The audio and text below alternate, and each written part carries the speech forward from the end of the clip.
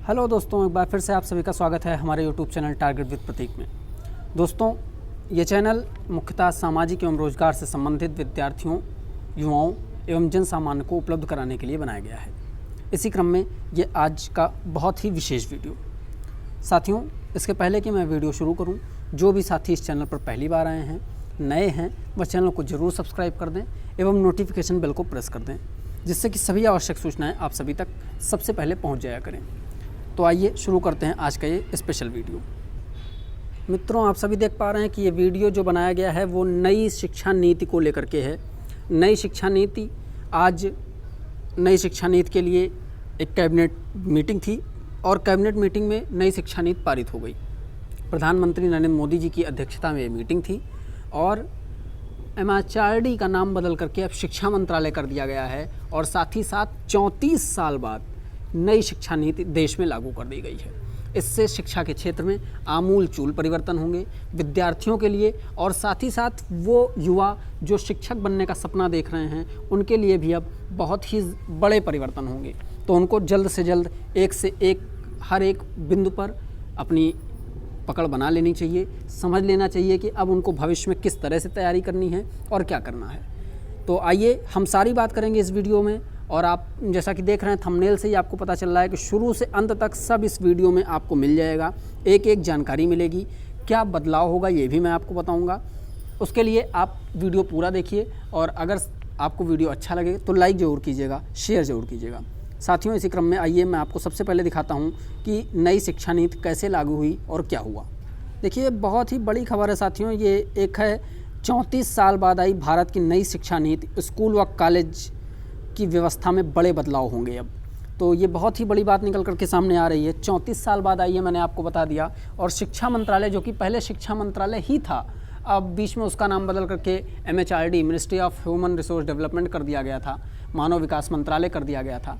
तो अभी प्रकाश जावड़ेकर जी जो केंद्रीय मंत्री हैं, उन्होंने संपूर्ण जानकारी प्रेस को दी है और 34 साल बाद एक नई शिक्षा नीति आई है।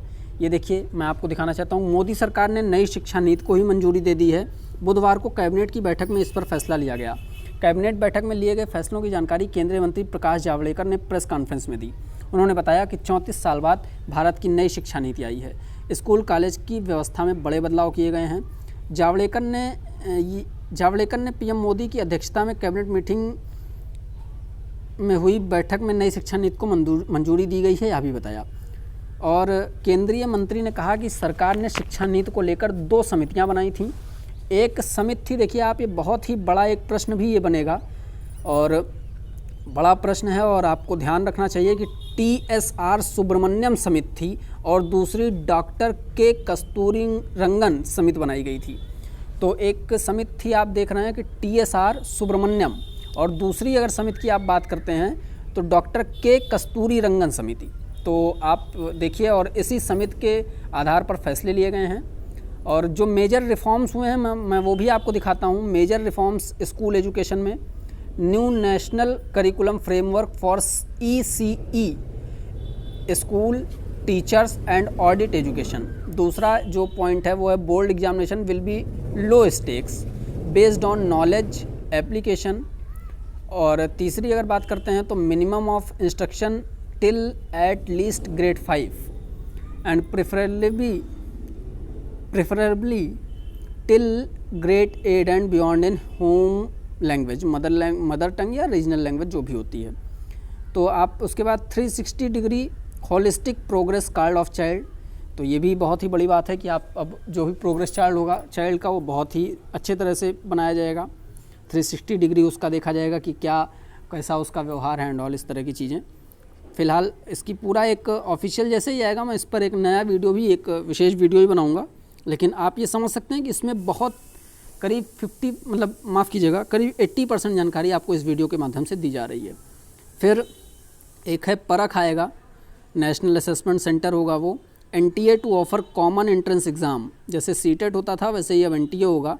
Book promotion policy and digital libraries होंगी। Transparent online self disclosure for public oversight and accountability होगी। तो अब आप उसके बाद देखिए, प्रकाश जावड़ेकर जी ने यह भी कहा कि उन्होंने कहा कि नई शिक्षा नीति के लिए बड़े स्तर पर सलाह ली गई है। 2.5 लाख ग्राम पंचायतों 6600 ब्लॉक्स और 676 जिलों से सलाह ली गई। ये भी बहुत बड़ी बात है।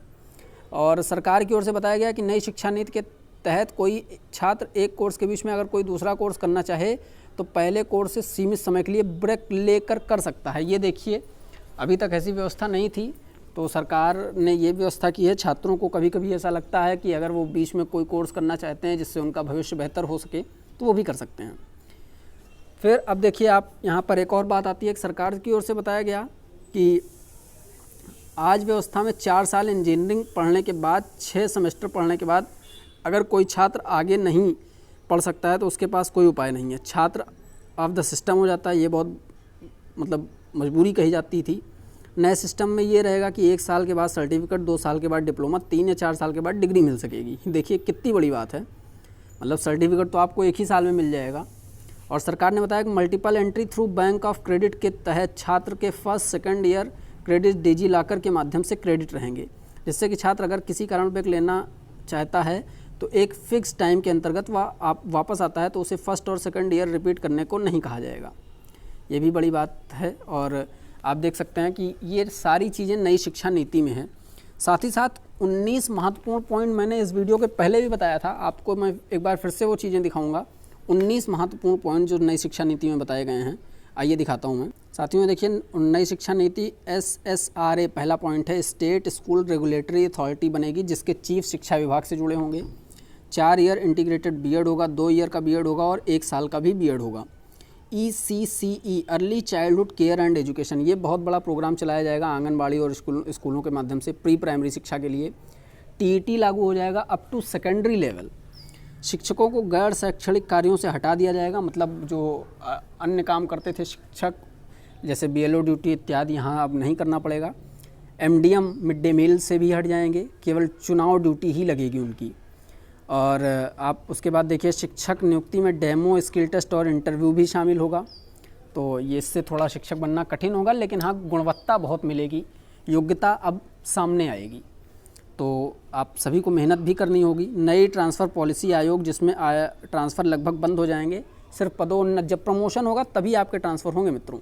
ये आप देख सकते हैं 8वें नंबर में। साथ ही साथ आप ये देखिए, ग्रामीण इलाकों में सिर्फ स्टाफ क्वार्टर बनाए जाएंगे और केंद्रीय विद्यालयों की तर्ज पर। RTE को कक्षा 12 तक या 18 वर्ष तक लागू किया जाएगा। मिड डे मील के साथ हेल्दी ब्रेकफास्ट भी स्कूलों में दिया जाएगा।